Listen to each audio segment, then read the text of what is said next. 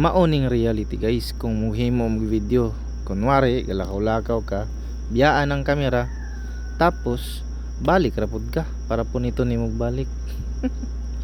Behind the scene ba? Maoning mga behind the scene nato. Ato lang i-appeal ba para natay istorya. Ug sa atong pagbaklay-baklay wa ta kabantay, hapit na mawakita si Haring Adlaw. Buntag pagani sayo pero nanatay nahimo.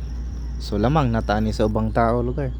Unya kay gaulan-ulan man lagi, maong naay always a rainbow after the rain. Char lang, napay pinakurog-kurog gamay. Rainbow. Duha day na ka rainbow ang gigawas, mao ato gid nang gibidyuhan kay talagsaon ra ng mga panghitabua. Kun baga once in a blue moon ra na siya, ay dili day once in a rainbow ra day na mahitabo. Jukiran ako eh. 1 hour walking and maybe 30 to 1 hour din na bike tayo sa labas. Kaya so let's go. Maambon siya pero go pa rin. Nagkapunta tayo sa lapin ng plastic sa atong bike. So let's go. Mount Pugsit ata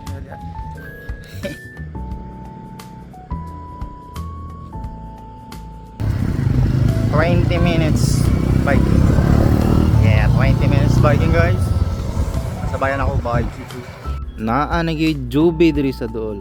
Sugdan na, which is very good news para dili na mi mo biyahe pa padulong San Marcelino, sunod munisipyo pa, layo pa kayo. So good news ato. 34 minutes na pag-bike.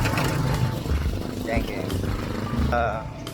Around 40 minutes na pag-bike na to, medyo gikusog na ang ambon. So balik na and balik na. Bye chuchu.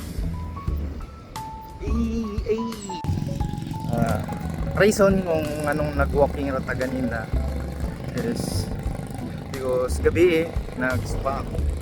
Okay, gabi gikan ko nag-jogging mga 5 kilometer to, tapos after that but nga nagsuka may nakaon nga kwan. Yan ano pag ko kadalasan yan ano pag ko pag sobrang kusingon tapos magbiyahe magmotor-motor. Pero ang tawag na pasigon ba na kay gamay ra pud dong gikaon. So bye guys. Mga to baka anong wata nag-jogging karon. Muna reason nga nung nag-walking ra ta ganina tapos nag-bike ta. Kapit ta. Bye chuchu. Medyo kusog-kusog na idang ambon.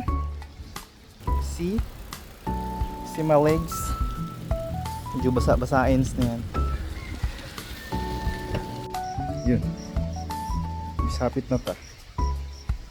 Yes. Isapit pa kaabot sana. Ug sa wakas nakaabot ra gid ta. Pero basa-basa gid ta gamay no. Pero okay ra.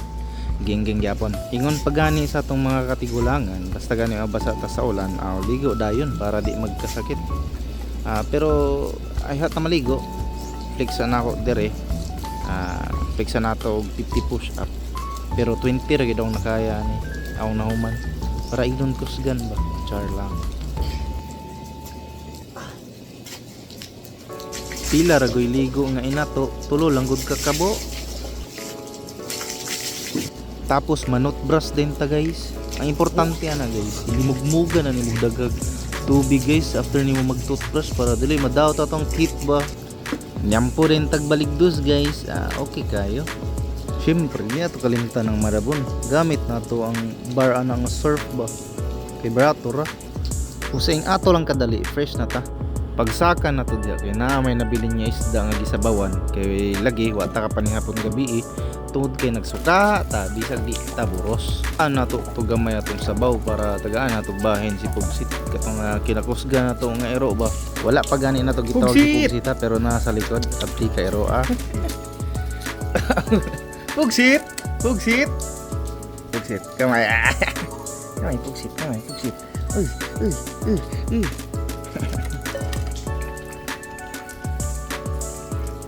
Lain man kung inito na tong sabaw kay gabi ra man to. Unang prito na nato pinaabtik Saway pagdugay-dugay mga guys. Hab-hab na tanib din lapita. Bon appetit. Bon appetit. Appetit. Kaon-kaon.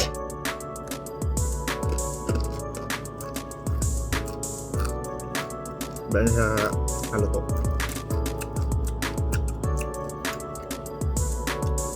So din, nagkaon ako ganyan na. Para lang na ako yung video. Ako yung pagkoto. Tuyo suka. Wala tayo sila.